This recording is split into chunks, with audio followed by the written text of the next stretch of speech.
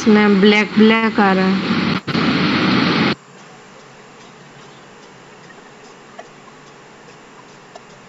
Is it visible now? No ma'am. No ma'am. क्या problem आ रही है?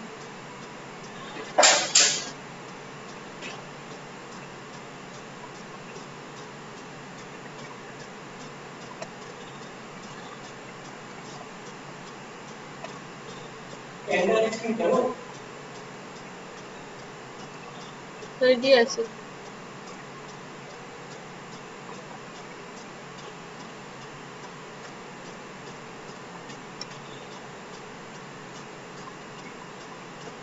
मैम अभी भी स्क्रीन पे ब्लैक ब्लैक आ रहा है।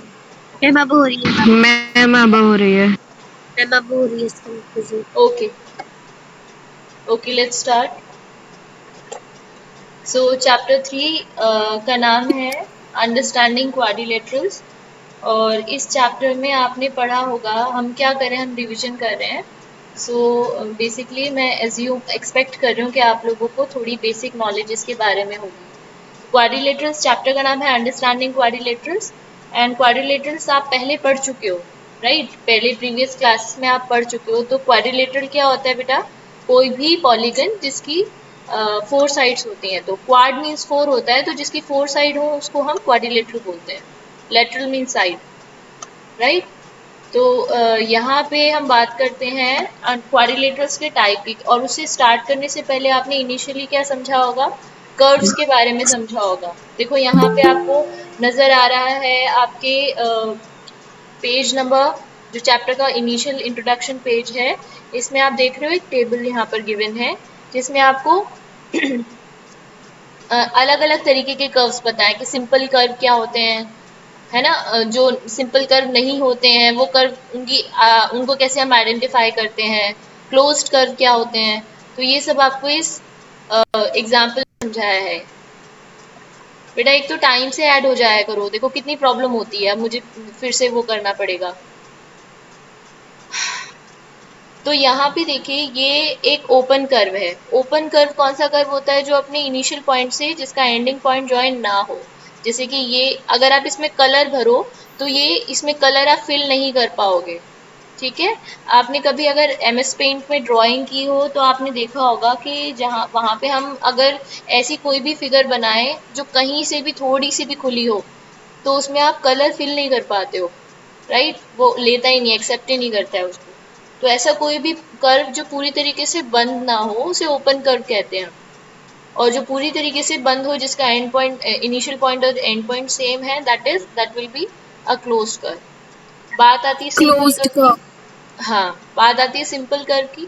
तो जहाँ पे लाइंस एक दूसरे को ओवरलैप नहीं कर रही हैं उसको हम सिंपल कर्व कहेंगे। जैसे कि देखो ये वाला जो कर्व है, this is a simple curve. लेकिन अगर हम फोर्थ कर्व की बात करें, ये सिंपल कर्व नहीं है, क्योंकि यहाँ पे एक लाइन दूसरी लाइन को ओवरलैप कर रही है, राइट? तो अगर मैं आपसे यहाँ पे पूछूं, अगर मैं आपसे इस वाले टेबल में मैच करने के लिए बोलूं तो पहला बताइए, फर्स्ट फिगर जो है वो किससे मैच होगी? 4 ऑप्शन सामने हैं, आपको मैच Simple करना है। curve that is not closed. Ma'am C वाला सिम फर्स्ट का। Very good, very good. Simple second option curve that बताइए। is not closed. Second option, Simple curve. तो इसको ज्वाइन कर देते हैं। Ma'am a closed curve that is closed not curve that simple. Is not simple. इसको हम join कर देते हैं पहले तो। ये ज्वाइन होगा आपका, अच्छा इसमें ले नहीं रहा है, कलर का ऑप्शन है यहाँ पे होगा शायद।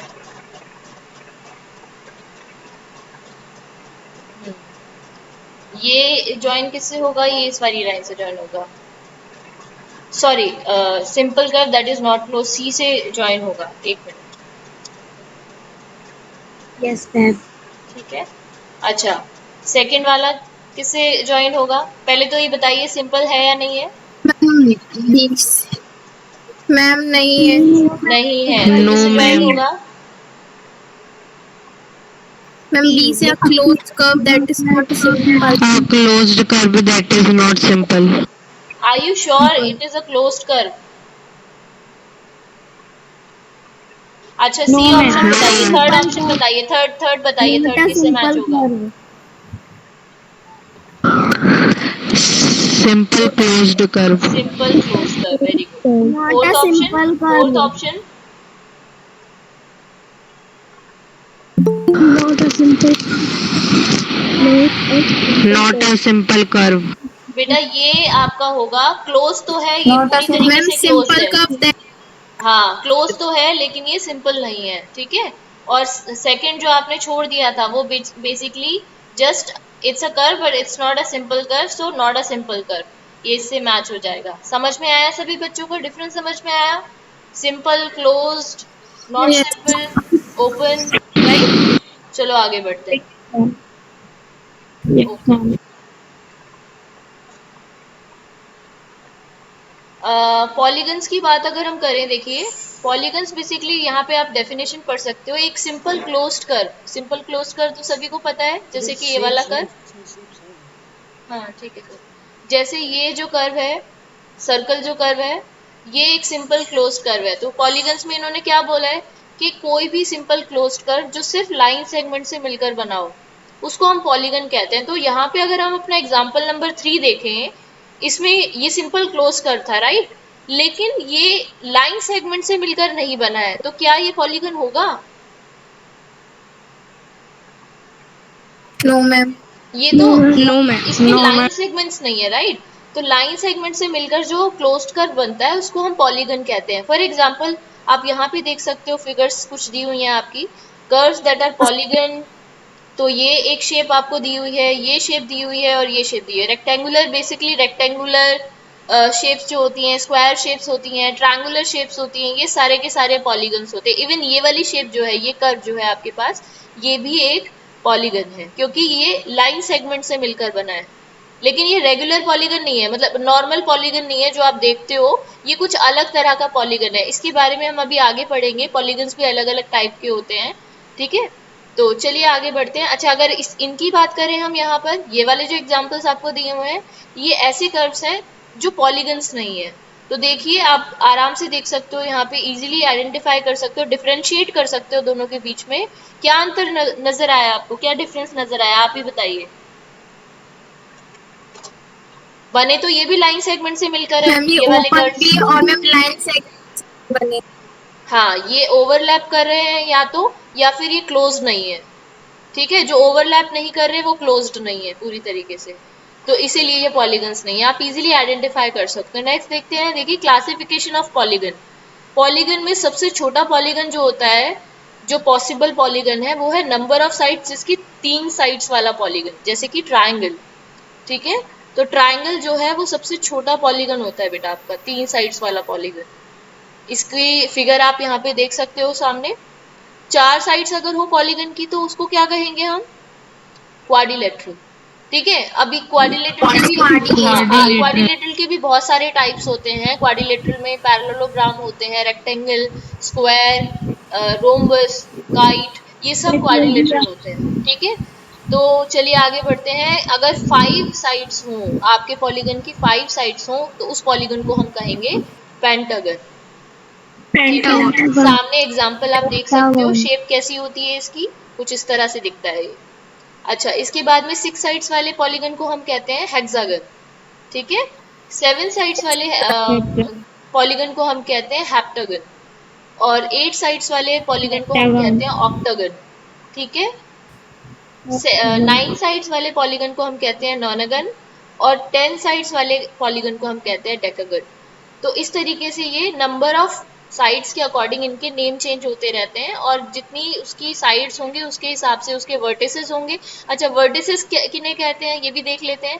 तो वर्टिसेस का मतलब है ये जो कॉर्नर पॉइंट्स आपको नजर आ रहे हैं, जहाँ पे 2 साइड्स मिलती हैं, ये देखिए, ये एक वर्टेक्स है, और वर्टेक्स का प्लूरल होता है वर्टिसेस, ठीक है। जैसे ट्रायंगल में अगर हम वर्टिसेस की बात करें, तो ट्रायंगल में आपके पास 3 वर्टिसेस होते हैं। स्क्वायर में बात करें तो 4 वर्टिसेस होते हैं। पेंटागन में 5 वर्टिसेस होते हैं। जितनी साइड्स होती हैं उतने वर्टिसेस होते हैं। चलिए अब बात करते हैं डायगोनल की। डायगोनल क्या चीज होती है? डायगोनल बेसिकली एक लाइन सेगमेंट होती है जो आपके दो नॉन कंसेक्यूटिव वर्टिसेस को मिलाती है। यानी जैसे अगर हम इस वाली फिगर में बात करें पी क्यू आर एस में, तो पी और क्यू जो है ये कंसेक्यूटिव वर्टिसेस हैं। कंसेक्यूटिव माने एक साथ आने वाले, एक ही लाइन पर बने हुए। तो पी और क्यू जो है एडजेसेंट भी कह सकते हो आप, लगातार एक साथ बगल में बने हुए। तो पी और क्यू के अलावा, ये तो कंसेक्यूटिव हो गए, इनके अलावा अगर पी के साथ में आर को ज्वाइन करूं, क्योंकि पी और आर जो है ये कंसेक्यूटिव नहीं है, नॉन कंसेक्यूटिव वर्टिसेस है, तो इनको ज्वाइन करते हुए बनी हुई लाइन जो होती है उसको हम डायगोनल कहते हैं। क्लियर हुआ अब सभी को? जैसे क्वाड्रिलेटरल की अगर हम बात करें तो इसमें दो डायगोनल्स आप बना सकते हो। अगर हम इस शेप की बात करें, देखो पहले तो मुझे बताओ कि ये शेप है कौन सी, जल्दी से मुझे बताइए। पेंटागन। पेंटागन, शाबाश। पेंटागन। ये एक पेंटागन है, कैसे पता चला? 5 वर्टिसेस हैं इसके, ठीक है, और 5 वर्टिसेस वाले पॉलीगन को हम पेंटागन कहते हैं। पेंटागन पेंटागन के अंदर अगर हम डायगोनल बनाने लगे तो जितने भी नॉन कंसेक्यूटिव वर्टिसेस हैं उनको ज्वाइन कर दो। जैसे ए से आप सी को ज्वाइन कर सकते हो, ए से आप डी को भी ज्वाइन कर सकते हो, ए से आप ई को ज्वाइन नहीं कर सकते क्योंकि ए और ई ऑलरेडी एडजेसेंट वर्टिसेस है, ठीक है। इसके अलावा बी से अगर ज्वाइन करने की बात आई तो बी से ई को कर सकते हो, डी को कर सकते हो, अगेन सी से आप ई को कर सकते हो, ए को कर सकते हो। तो इस तरीके से आपको टोटल कितनी डायगोनल्स मिल गई हैं इस पॉलीगन में? 1 2 3 4, और कितनी मिली है बताओ, काउंट करके बताओ जल्दी फटाफट। 5 हाँ 5 5 देखो यहाँ से काउंट करो, 5 1 2, ये 2 हो गई। अब इसको रिपीट नहीं करना है, मतलब ऐसे नहीं करना है कि ए से सी अलग है और सी से ए अलग है, ये एक ही डायगोनल है, ठीक है बेटा। 1 2 3 4 और 5। अच्छा अब इसकी बात करें तो, अच्छा ये पॉलीगन में देखो बड़ा मजेदार है, यहाँ पे एक फिगर ऊपर दी हुई थी, मैंने आपको ये बताया था कि कुछ अलग तरह का पॉलीगन है। ये वाला जो पॉलीगन है इसको यहाँ पे इन्होंने इसमें डायगोनल बनाई हुई है। इसकी डायगोनल अगर हम बनाएंगे तो इसके 4 वर्टिसेस है बेसिकली, एल के एल एम एन, है ना। हमने एल और एन को जब ज्वाइन किया, एल और एन को ज्वाइन कर सकते हो कि नहीं कर सकते हो? बिल्कुल कर सकते हो, क्योंकि एल और एम एडजेसेंट है, एल और एन एडजेसेंट नहीं है। तो एल और एन नॉन कंसेक्यूटिव वर्टिसेस है, इनको हमने ज्वाइन कर दिया। और किसको कर सकते हो? एम से आप के को ज्वाइन कर सकते हो, एम से एल और एन को ज्वाइन नहीं कर सकते क्योंकि दोनों ही एक ही लाइन पे बने हुए हैं, है ना। एम से एम के लिए एल भी कंसेक्यूटिव है और एन भी कंसेक्यूटिव है। अब ये जो दो डायगोनल हमने इसमें बनाई है, इसके अलावा तो और कोई डायगोनल बन नहीं सकती। ये जो दो डायगोनल्स हमने बनाई है, आप कुछ ऑब्जर्व करो, बताओ इन दोनों, ये जो दो शुरू के दो पॉलीगन्स आपने पढ़े, इसमें और थर्ड पॉलीगन में क्या डिफरेंस है? जब आपने डायगोनल बनाए कुछ अंतर नजर आया?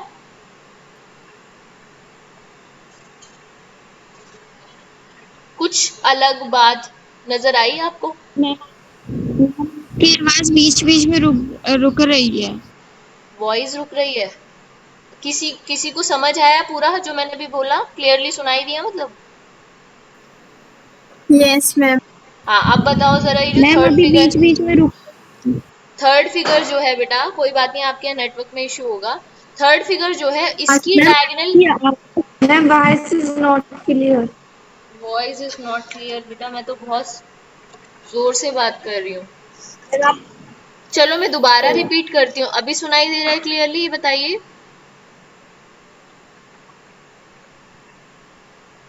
Yes ma'am. क्लियर आते हैं लेकिन बीच बीच में रुक जाती है आवाज। कोई बात नहीं, मैं रिपीट कर देती हूँ। ये जो फर्स्ट 2 पॉलीगन्स आपने पढ़े, इसमें जो हमने डायगोनल्स बनाई, इतना समझ आया है कि डायगोनल्स कैसे बनाई है? Yes ma'am. गुड। यस अब थर्ड मैम। पॉलीगन जो है, आपको मैंने ये कहा है कि आप खुद पहचानिए, ये बताइए कि ये थर्ड पॉलीगन की डायगोनल इन दोनों बाकी शुरू के जो 2 पॉलीगन्स हैं उनकी डायगोनल से कैसे डिफरेंट है? मैम ये कॉनकेव पॉलीगॉन है। क्या बेटा? मैंने मैम ये डायगोनल्स के कॉनकेव बारे में पॉलीगॉन पूछा है। है कि थर्ड पॉलीगन जो है उसके बारे में बताइए कि ये किस तरह से अलग है, थर्ड पॉलीगन की डायगोनल्स किस तरह डिफरेंट है, क्या अलग है इनमें? कौन बताएगा मैम मुझे? इसमें बाहर है। हाँ देखो, वेरी गुड। किसने बताया है? किसने बताया बेटा? नाम बताओ अपना। मैम दृष्टि।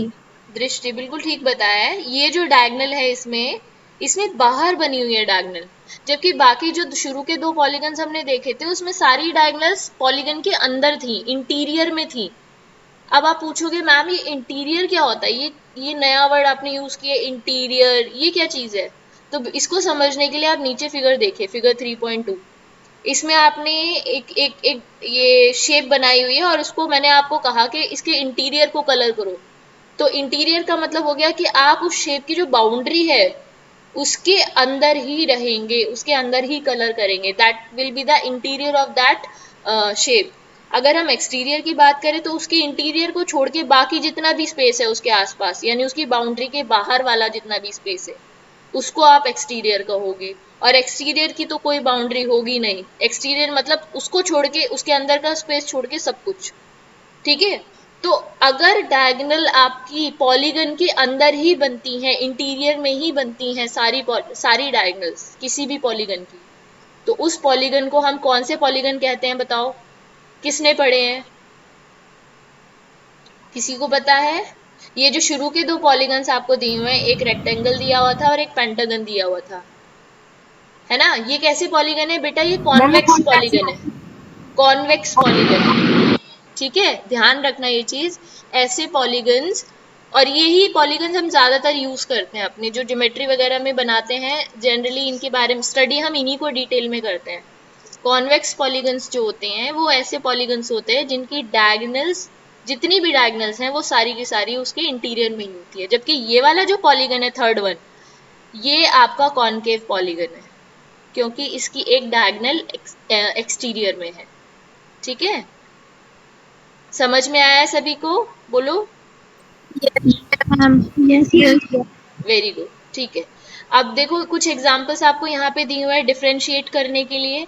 ये सारे के सारे कॉन्वेक्स पॉलीगन हैं और ये सारे के सारे कॉनकेव पॉलीगन है। इनको आप देखते ही समझ जाओगे कि आपको आपको मतलब डायगोनल्स ड्रॉ करने की भी जरूरत नहीं है, आप देखते ही समझ जाओगे कि ये तो कॉनकेव पॉलीगन है। बताओ समझ जाओगे कि नहीं एग्जाम्पल अगर दूंगी मैं तो?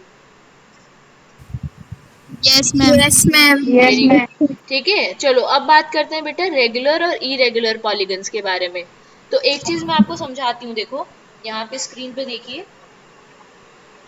मान लीजिए हमने एक ट्रायंगल बनाया, एक मिनट दीजिएगा।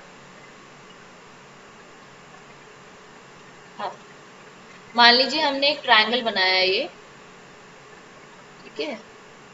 इसमें मैंने ये वाला साइन लगाया और ये साइन यहाँ पे लगाया, इस लाइन सेगमेंट पे। मैं इसको नाम दे देती हूँ ट्रायंगल ए बी सी। तो अगर इन दो साइड्स पे ये लाइन इस तरह से क्रॉस लग रहा हो, इसका मतलब ये है कि ये दोनों साइड्स बराबर हैं। ये बेसिकली एक सिंबल होता है, ये एक तरीका होता है दिखाने का कि ये दोनों साइड्स बराबर हैं। इसके ऊपर नहीं लगा यानी थर्ड साइड बराबर नहीं है, उसकी लेंथ कुछ और हो सकती है। तो ये मान लीजिए 2 सेंटीमीटर है, ये 2 सेंटीमीटर है, तो ये 2 को छोड़ के कुछ भी हो सकता है, 3 सेंटीमीटर सपोज। समझ में आया बेटा कि इस टिक का, इस क्रॉस वाली जो लाइन है इसका क्या मतलब है?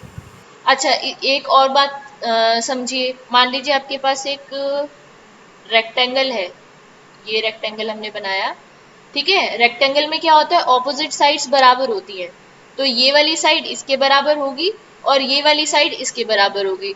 अब आप कहोगे मैम आपने तो चारों पे सेम सेम तरह के क्रॉस लगा दिए, हमें कैसे पता चलेगा कि कौन सी साइड्स किसके बराबर है? इसका मतलब तो ये हो गया कि चारों साइड्स बराबर है।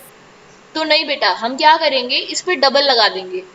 ये जो दो साइड्स हैं इन पे आप डबल, किसी भी दो साइड्स पे आप डबल बार डबल क्रॉस ऐसे लगा दोगे, उनको क्रॉस आउट कर दोगे। तो ये इसका मतलब है कि ये दोनों बराबर है और इन दोनों पे सेम लगा है तो ये दोनों बराबर है।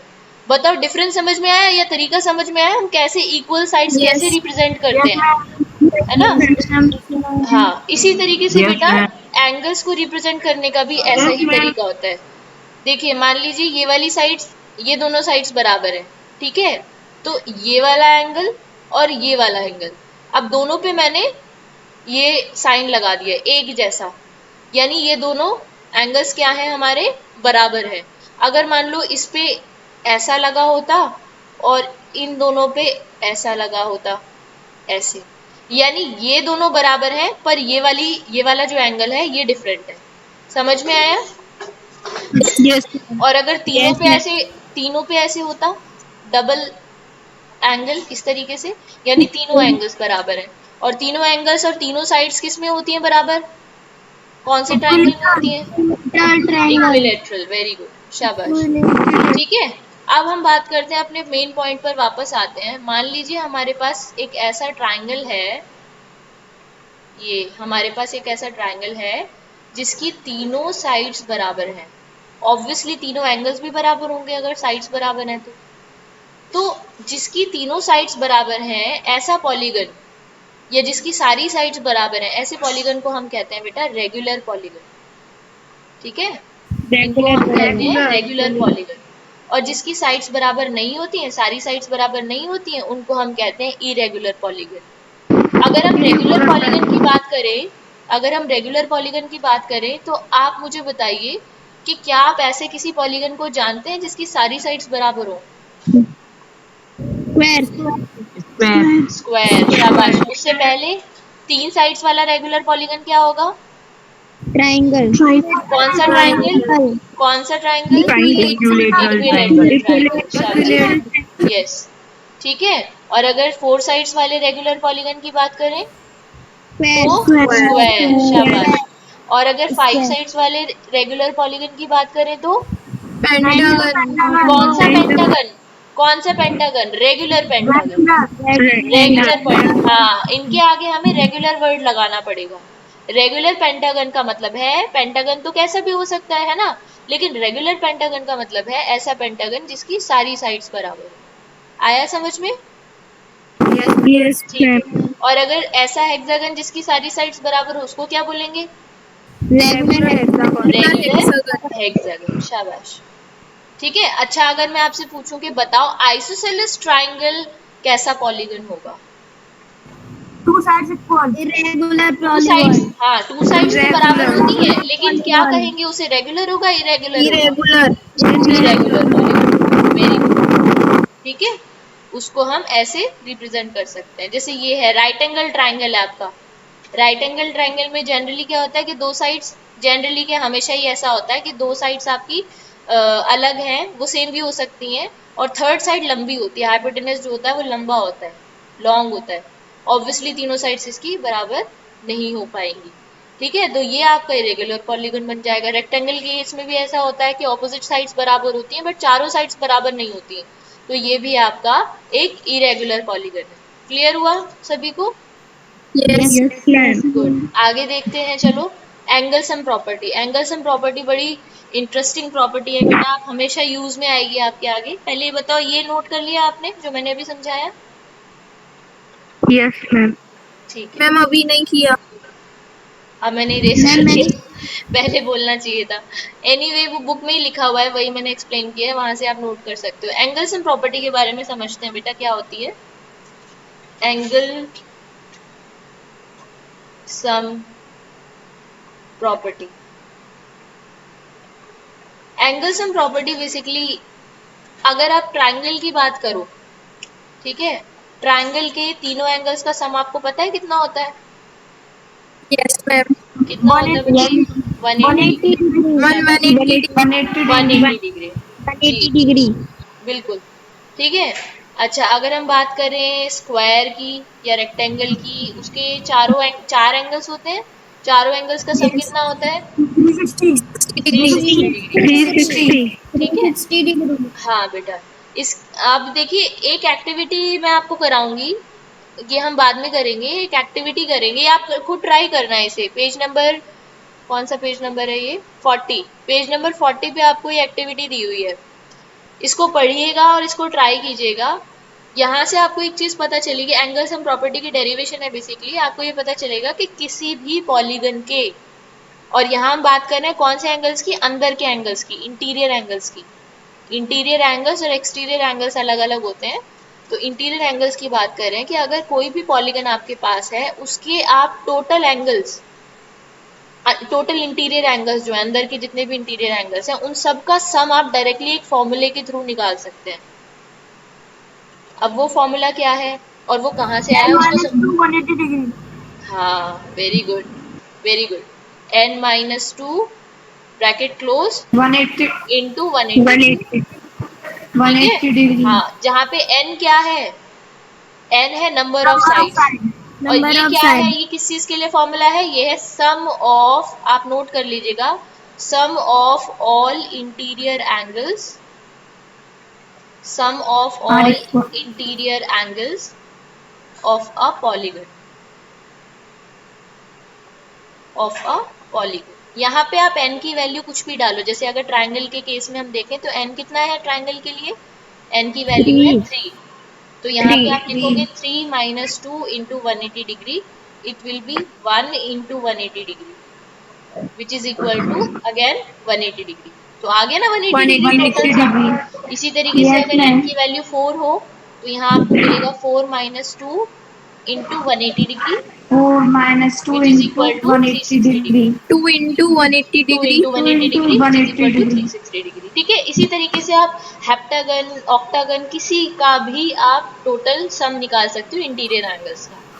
आगे बेटा कल की क्लास में हम इसमें देखेंगे कि एक्सटीरियर एंगल्स का, वैसे एक्सटीरियर एंगल्स के लिए तो आपको याद भी करने की जरूरत नहीं है, उसमें हमेशा कोई भी पॉलीगन हो उसके जितने भी एक्सटीरियर एंगल्स होते हैं उनका सम हमेशा 360 डिग्री होता है, ठीक है। तो यस मैम। ये आपको, यस मैम। हाँ, इसमें आपको कुछ भी ऐसा कॉम्प्लिकेटेड याद करने की जरूरत नहीं है। एक्सटीरियर एंगल्स चाहे कोई भी पॉलीगन हो, बड़ी इंटरेस्टिंग बात है, और ये हम देख भी सकते हैं, खुद बनाकर आप चेक कर सकते हो इस चीज को कि उस पॉलीगन के जितने भी एक्सटीरियर एंगल्स हैं उनको जोड़कर 360 डिग्री ही मिलेगा आपको, ठीक है।